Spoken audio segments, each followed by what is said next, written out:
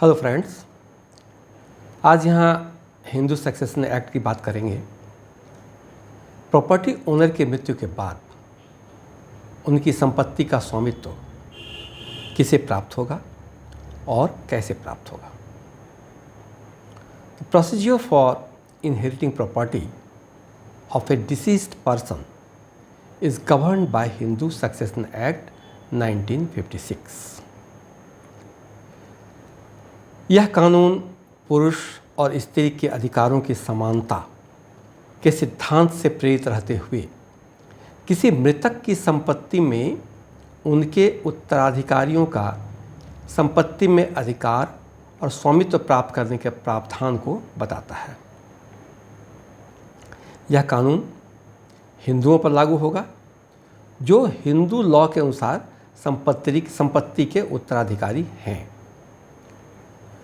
उत्तराधिकार के नियमों को समझने से पहले यह भी समझना आवश्यक होगा कि उत्तराधिकारी कानून के उद्देश्य से संपत्ति दो प्रकार के हो सकते हैं, एक एंसेस्ट्रल प्रॉपर्टी और दूसरा self acquired property. Ancestral property वह होता है जो पिछले जनरेशन से उस परिवार की संपत्ति है और जिसका बंटवारा अभी तक नहीं हुआ है।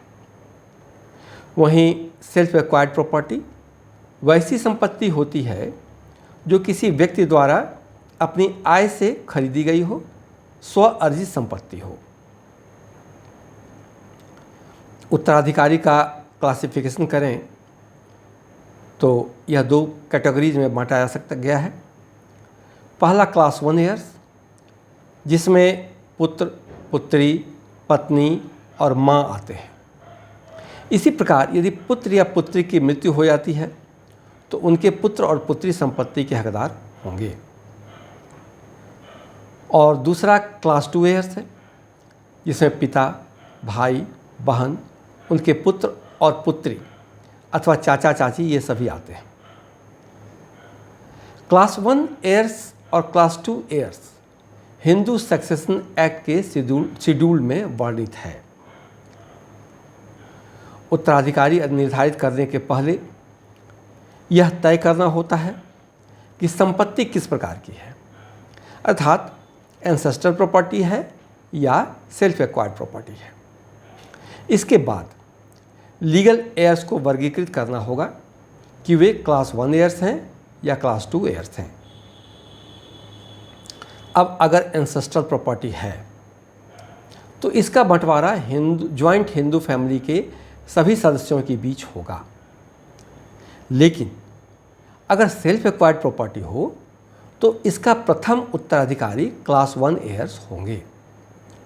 अगर कोई क्लास 1 एयर्स नहीं हो तो क्लास 2 एयर्स इसके उत्तराधिकारी होंगे, यानी क्लास 1 एयर्स के नहीं होने की स्थिति में ही क्लास 2 एयर्स का अधिकार होगा, अन्यथा क्लास 1 एयर्स ही इसके उत्तराधिकारी होंगे।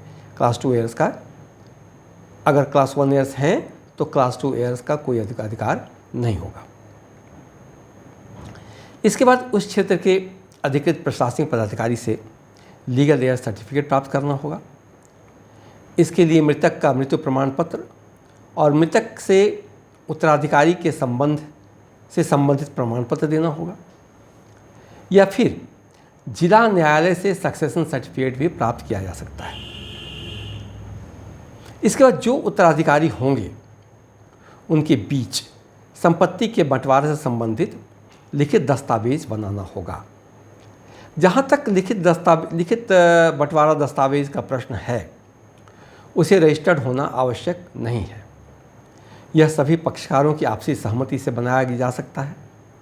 फिर भी उक्त बंटवारा दस्तावेज को रजिस्टर्ड करवाना उपयुक्त होगा। रजिस्टर्ड डॉक्यूमेंट हमेशा बेहतर होता है और भविष्य में किसी विवाद की संभावना को भी रोकता है। यह भी हो सकता है कि न्यायालय से संपत्ति के बंटवारे का आदेश प्राप्त किया गया है, आपसी सहमति नहीं बन पाने और किसी विवाद की स्थिति में न्यायालय से संपत्ति के बंटवारे का आदेश प्राप्त किया जा सकता है। संपत्ति का बंटवारा हो जाने के बाद सभी पक्षकार अपने अपने शेयर की संपत्ति का म्यूटेशन करवा लेंगे और उसका लगान भुगतान कर दें। म्यूटेशन का अर्थ क्या हो गया कि पुराना जो जिस के नाम से भूमि दर्ज है रेवेन्यू रिकॉर्ड्स में, उनका नाम हटा करके नया जो नाम आया उनका नाम दर्ज कर जाना, जिसको कहते हैं खारिज दाखिल या म्यूटेशन। ये म्यूटेशन करवाना पड़ता है और इसके बाद उनके व्यक्तिगत नाम से लगान रसीद भुगतान कर देंगे। अगर बात करें तो हिंदू सक्सेशन एक्ट के तहत सक्सेशन 2 प्रकार के होते हैं, टेस्टामेंट्री सक्सेशन और इंटेस्टेट सक्सेशन। इंटेस्टेट सक्सेशन तब लागू होती है जब संपत्ति का अधिकार रखने वाला कोई व्यक्ति अपनी मृत्यु के पूर्व कोई वैध वसीयत या अन्य कानूनी रूप से बाध्यकारी दस्तावेज नहीं बनाता है, तो उनकी संपत्ति को उनके उत्तराधिकारी के बीच कैसे वितरित किया जा सकेगा, ये कहलाता है इंटेस्टेट सक्सेशन। तो अभी तक जो मैंने बताया वह इंटेस्टेट सक्सेशन की प्रक्रिया थी। अब आते हैं सक्सेशन का दूसरा प्रकार अर्थात टेस्टामेंट्री सक्सेशन। जब व्यक्ति अपने जीवन काल में कोई विल बना देता है और उस विल के आधार पर कोई निश्चित उत्तराधिकारी तय कर देता है, तो इसे कहते हैं टेस्टामेंट्री सक्सेशन। अर्थात यहाँ संपत्ति का उत्तराधिकारी मृतक की इच्छा से निर्धारित होता है।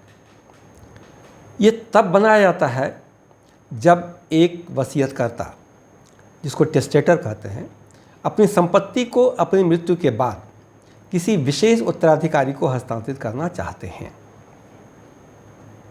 विल बनाने वाले व्यक्ति की मृत्यु के बाद ही प्रभावी होती है, विल उनके जीवन काल तक प्रभावी नहीं होती है। हालांकि जो विल बनाते हैं वे इसे किसी भी समय रद्द कर सकते हैं या बदल सकते हैं। विल का प्रोबेट कराना आवश्यक होता है। प्रोबेट के निर्णय के बाद न्यायालय द्वारा सक्सेशन सर्टिफिकेट निर्गत किया जाता है। विल को ट्रांसफ़र नहीं कहा जा सकता, बल्कि यह लैंड ओनर्स की इच्छा का एक लीगल एक्सप्रेशन होता है।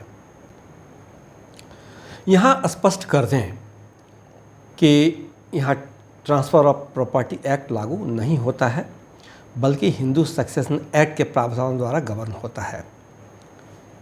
मैं समझता हूँ कि उत्तराधिकार के नियम स्पष्ट हो गए होंगे। इस चैनल के माध्यम से मैं कानून से संबंधित जानकारी देने का प्रयास करता हूँ। यदि ये विषय और जानकारी अच्छी लगे तो वीडियो को लाइक और शेयर करें, चैनल को सब्सक्राइब कर लें ताकि आप तक मेरा वीडियो आसानी से पहुँच सके। धन्यवाद।